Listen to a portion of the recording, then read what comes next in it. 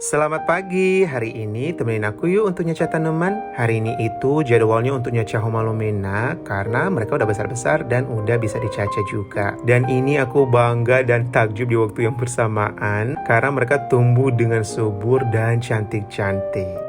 Nah, sambil nyeca tanaman, aku sambil bercerita ya. Awal-awal aku suka sama tanaman sampai terjun ke bisnis tanaman juga. Jujur, terjun di bisnis tanaman itu sebenarnya tanpa disengaja. Jadi tahun 2019 aku itu suka banget ngedekorasi kamar dan iseng-iseng buat video YouTube tentang dekorasi kamar.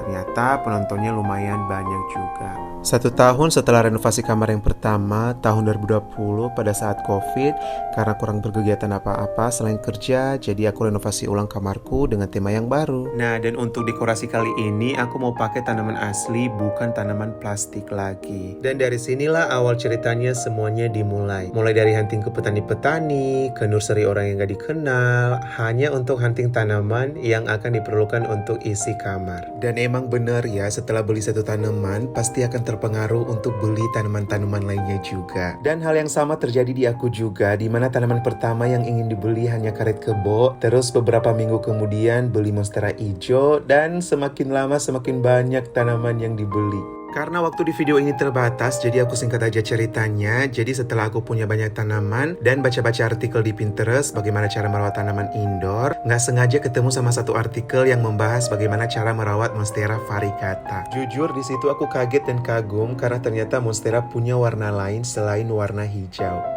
Nah, besoknya setelah baca artikel tadi, aku langsung ke petani langganan aku yang ada di samping tol Cengkareng. Dan aku iseng-iseng tanya ke bapaknya kalau punya Monstera variegata atau tidak. Karena waktu itu Monstera variegata udah mulai diincar sama pecinta tanaman hias di Indonesia. Dan karena sudah rencana yang di atas, ternyata bapaknya punya stok.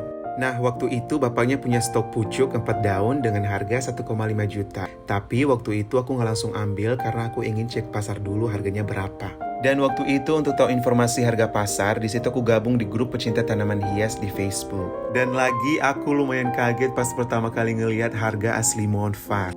Karena ternyata Monstera variegata yang 1,5 juta tadi yang ditawarkan bapak petani ke saya bisa dijual di harga 7-8 juta di Facebook.